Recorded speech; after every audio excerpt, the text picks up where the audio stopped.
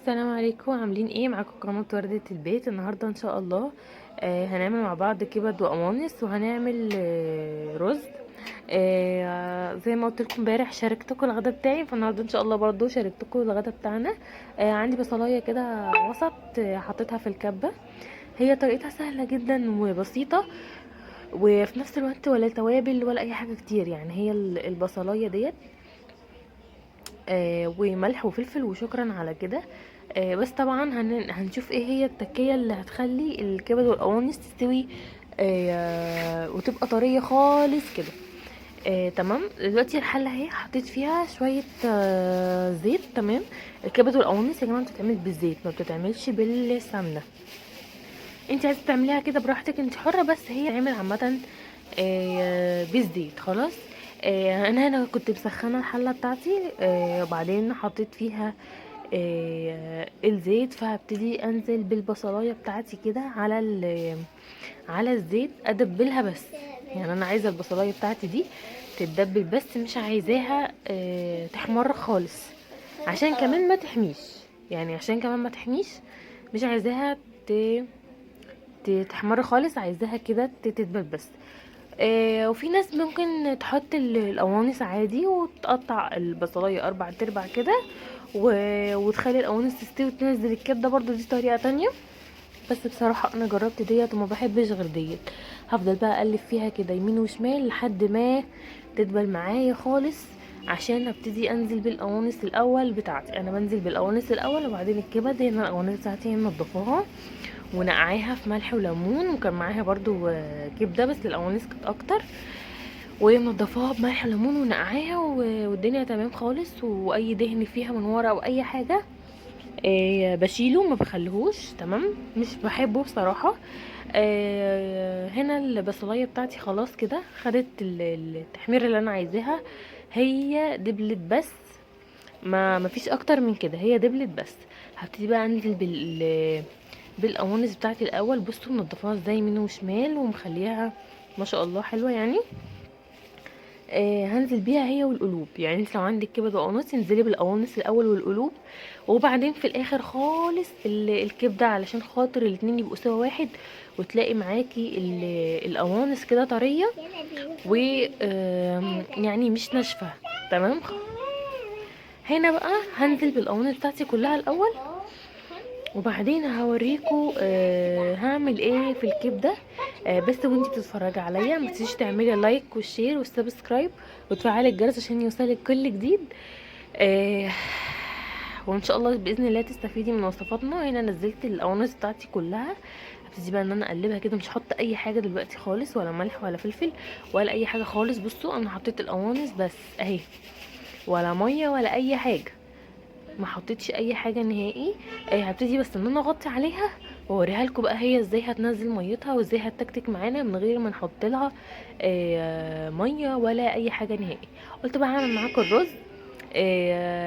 الحله دي قلت لكم انصح الناس ان هي ما تجيبش النوع ده من الحلل السيراميك، لانه بيقشر ومش حلو بصراحه، ما عجبنيش خالص. قلت لكم ساعتها الراجل قال لي برماها في الارض قدامي وقال ما بتكسرش كده. ماشي، ما بتكسرش، بس هي وحشه فعلا جدا وبتقشر. وكمان من النوع اللي ممكن ايه يعني تخلي الرز يلزق. بس يعني فاهمين قصدي ايه؟ مش قوي، بس بتخلي الرز يلزق، يعني مش زي الحلل التانية. فعامة بقى ايه، بلاش الحلل دي. حطيت طبعا حتة سمنة مع حبة زيت، وحطيت كده الشعرية. وهنا القوانص بتاعتي هي بصوا نزلت مية في ثانية لوحدها، ما ضفتش عليها اي مية نهائي، ما ضفتش عليها اي مية نهائي. هسيبها كده بقى تكتك مع نفسها لحد ما احس ان هي داخله على سوا شويه. هبتدي اضيف الكبده بتاعتنا. خلاص كده تمام. هنا الشعريه اهي، اقلب كده معايا لحد ما تحمر. مش قوي عشان ما يبقاش لونها غامق كده في الرز، يبقى شكلها وحش. يعني هوريكي دلوقتي هي كده حلوه جدا زي الفل. هبتدي ان انا انزل بالرز بتاعي كده واحوره، يعني اقلبه مع الملح. انا هنا هحط الملح وهفضل اقلب فيه كده شويه قبل ما اضيف الميه. خلاص.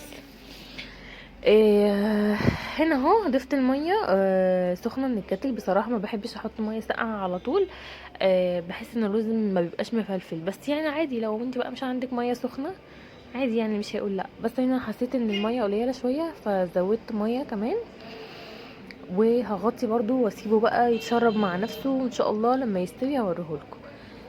طبعا بنعلي عليه، ولما الميه يشرب الميه بنروح مهديين خالص. هنا القوانص بتاعتنا اهي، حسيت ان هي خلاص داخله على سوا.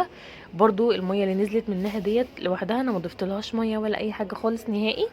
هبتدي ان انا انزل بالكبده بتاعتي اهوت. الكبده كانت هتقع مني، تنزل بالكبده بتاعتي كده، واقلبها يمين وشمال. وابتدي ان انا احط بقى ايه التوابل. التوابل بقى براحتك، اللي بتحبيه حطيه.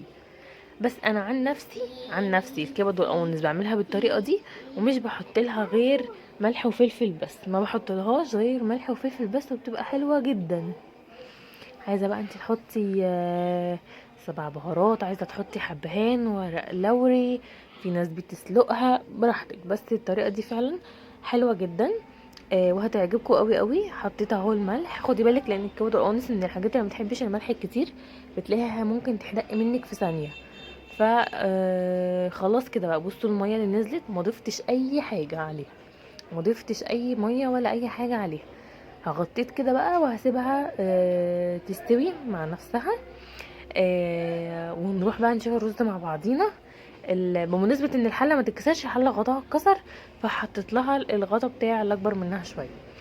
هنا خلاص الكبد والقوانص بتاعتي استوت. لو الميه دي اللي انت مش عايزاها، علي عليها قوي لحد ما تنشف. لو انت مش حابه الميه الصوص اللي نازل منها، لكن احنا عشان عاملين جنبها رز بشعريه وكده، ف بصراحه الميه دي بنحبها نحطها على الرز.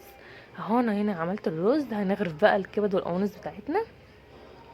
هنا اهو غرفتها. على فكره كانت حلوه جدا وطعمها حلو جدا، وكمان شكلها حلو جدا.